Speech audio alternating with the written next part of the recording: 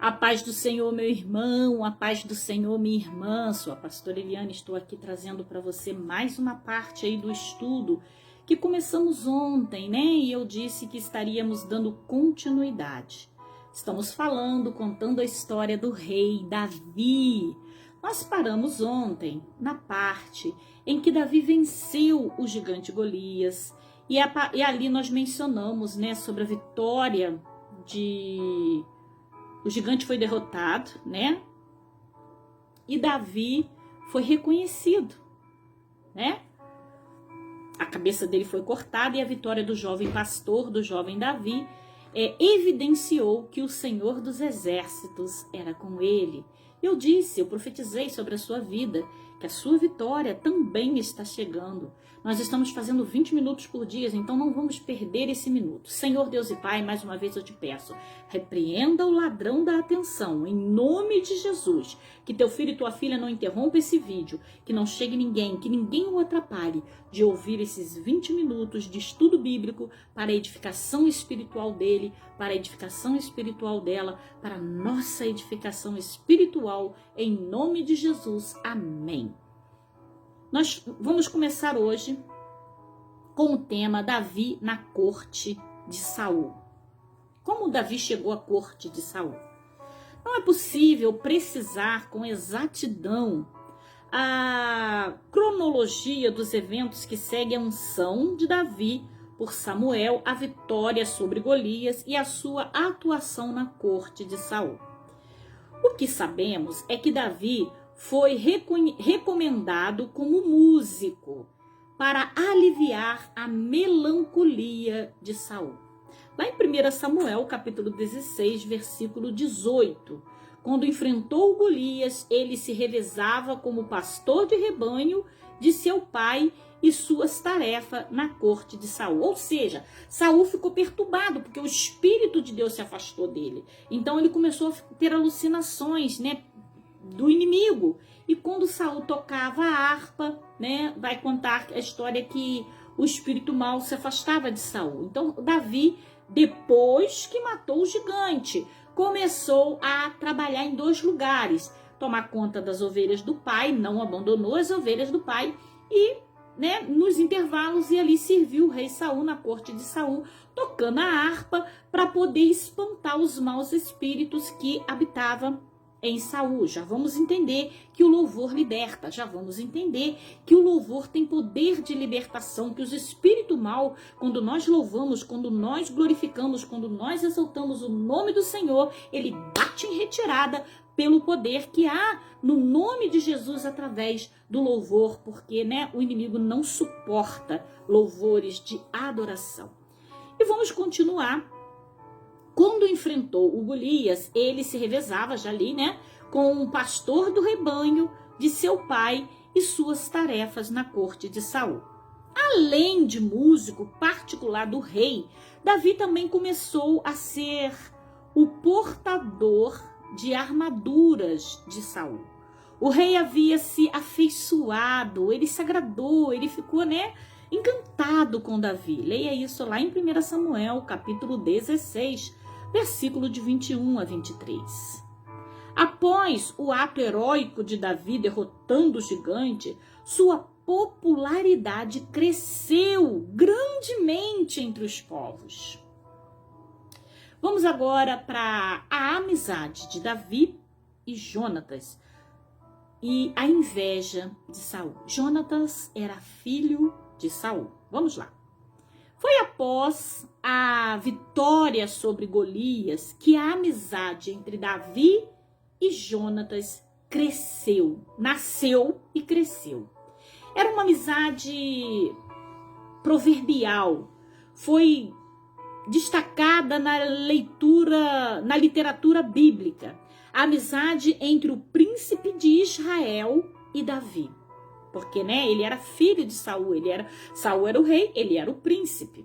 Sobre o príncipe de Israel e Saul, um exemplo de companheirismo, lealdade, integridade e sinceridade. Leia essa história lá no livro de 1 Samuel, capítulo 18, versículo de 1 a 4. Não deixe de ler, porque você vai, né, quando você lê e vai lembrar da pastora aqui contando a história para você, você vai entender melhor.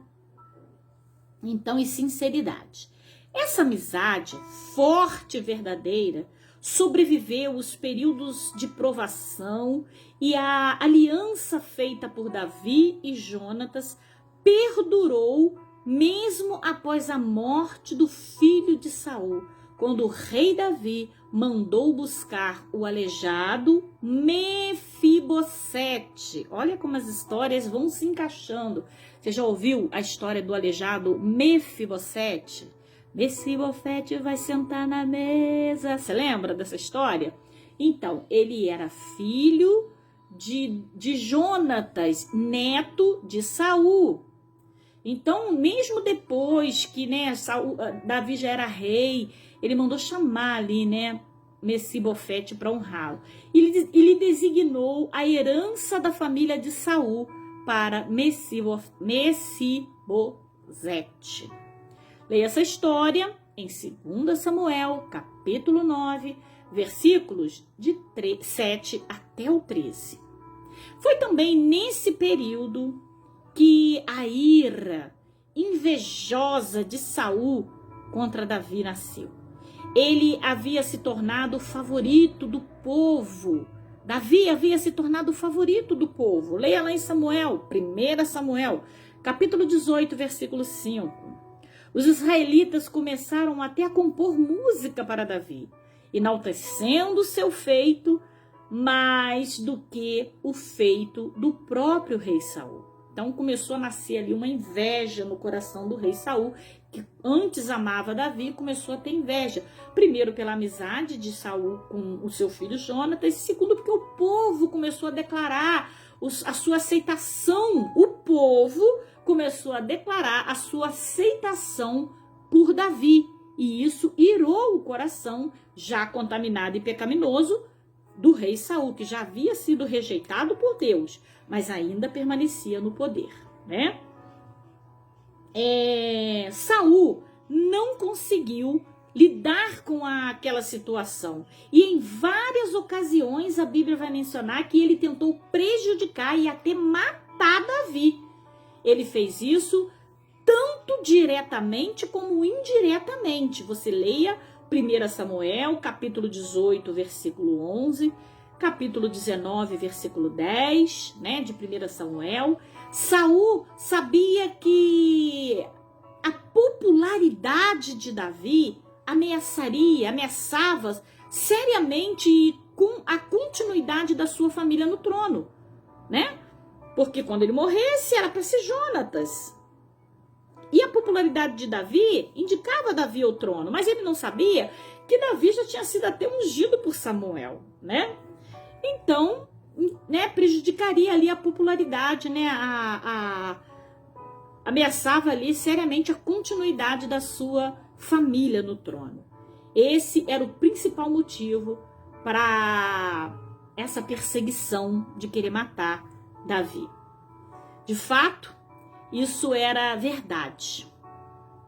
O que torna a amizade entre Davi e o príncipe Jonatas ainda mais extraordinária, pois Jonatas reconhece que realmente o plano do Senhor para o futuro de Israel incluía Davi como rei. O príncipe reconhecia que não era ele que ia herdar o trono, mas que era Davi. Que o Senhor queria Davi, que o escolhido era Davi, não era só o povo que aceitava Davi, era o Senhor que estava ali indicando Davi, né? A popularidade, então, a amizade de Jonatas com Davi ali se estreitou mais com esse reconhecimento, né? Leia isso lá em 1 Samuel, capítulo 23, versículo 16 a 18. Jonatas até tentou apaziguar a ira do seu pai com Davi, mas não obteve êxodo e Davi finalmente precisou fugir. Vamos ver se ainda dá tempo.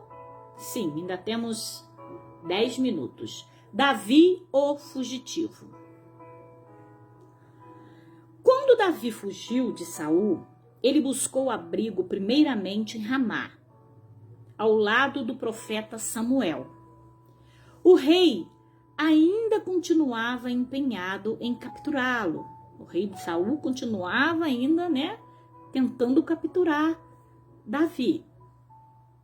Mas nunca teve sucesso. Leia 1 Samuel, capítulo 19, versículo 18 a 24. Depois de Ramá,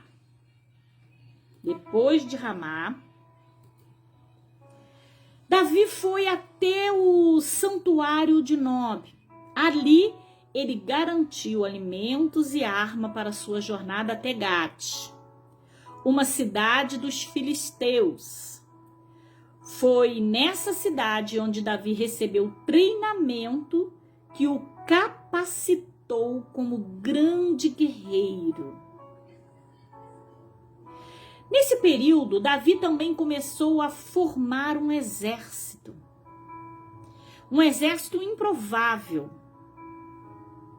Ele reuniu homens considerados miseráveis, devedores e descendentes.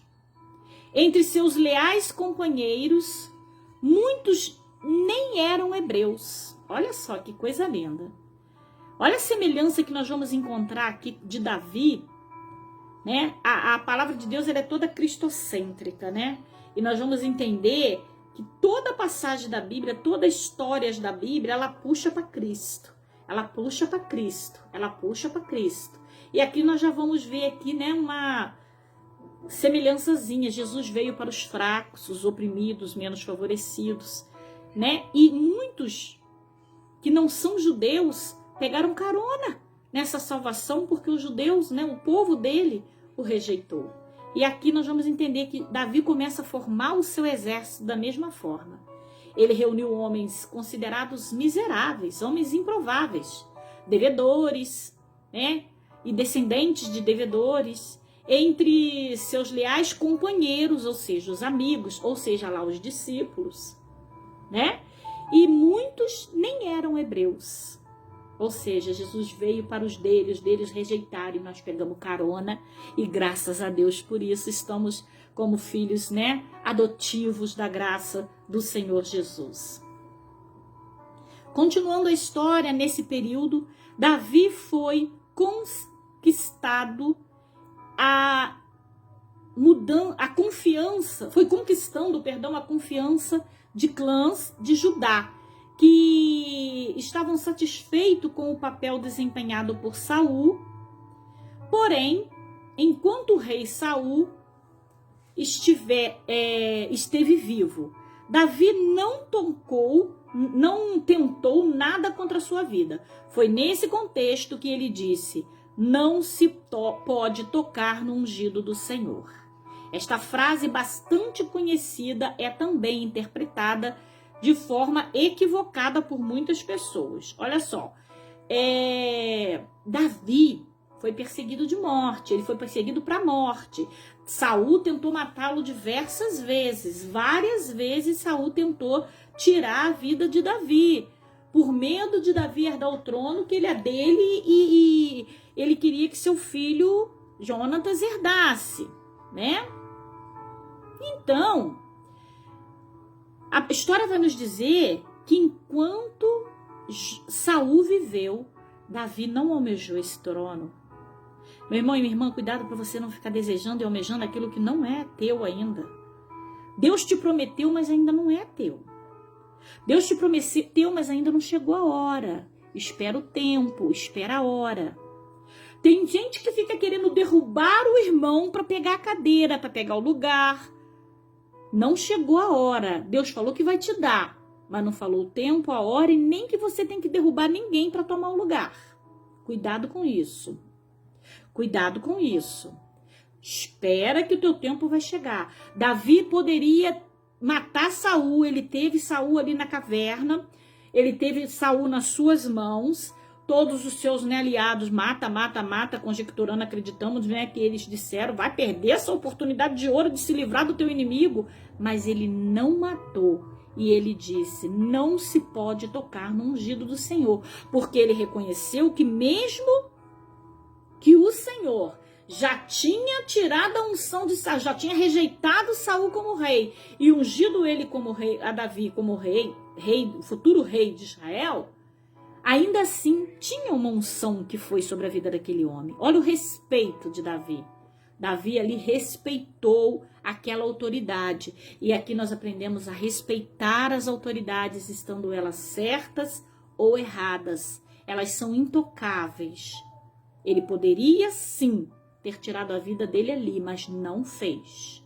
Entendeu? Ele respeitou. E aqui nós aprendemos a respeitar. Mais uma palavra que nós aprendemos nessa história: respeito com as autoridades, né? E Davi, a história de Davi como rei, tenho 5 minutos. A história de Davi como rei começou ainda antes dele assumir o trono de Israel. Primeiramente, ele tornou-se rei da tribo de Judá, em Hebrom. Leia lá em 2 Samuel, capítulo 2, versículo 4.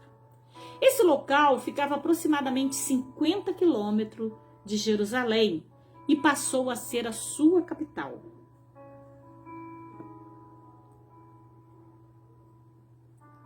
Como rei em Hebrom, Davi fez importantes alianças estratégicas.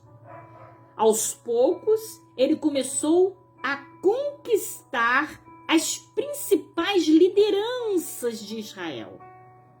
Com isso, ele contornou a indisposição com muitos daqueles que apoiavam a casa de Saul. Davi ficou em Hebrom durante 7 anos e meio. Vamos falar, não vai dar tempo de eu falar do rei Davi de Israel e a vida pessoal do rei Davi e o pecado do rei Davi. Vamos falar um pouquinho aqui sobre o que nós estudamos, porque falta 3 minutinhos para encerrar, 2 minutos e meio para encerrar a aula de hoje. Olha, nós tivemos aqui boas lições, né? Nós tivemos aqui bons aprendizados no dia de hoje. Davi fugiu, algumas, né? O tema amizade de Davi com Jonatas.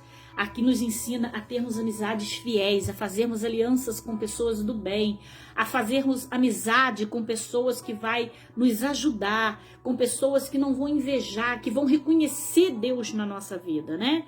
O príncipe poderia ter inimigo de Davi, porque achava que Davi poderia achar como Saul que Davi queria o trono dele, mas não, eles foram amigos. A Bíblia fala dessa amizade com muito amor, com muito carinho, né? E nós vamos aprender também sobre Davi, o fugitivo. Ele fugiu para não pecar. E nos ensina aqui a fugirmos da aparência do mal, a fugirmos do pecado, a fugirmos de situação que pode nos levar a pecar, que pode nos levar a cometermos erros, muitas das vezes irreparáveis. Davi fugiu para não tocar no ungido do Senhor.